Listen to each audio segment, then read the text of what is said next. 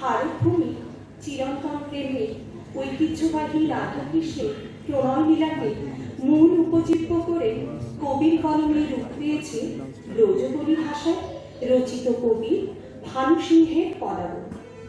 এখানে প্রকৃতির বিভিন্ন রূপের সাথে মানব মানবীর আবেগ মিশ্রিত প্রেমের অমৃত ধারা মিশে একাকার হয়ে গেছে।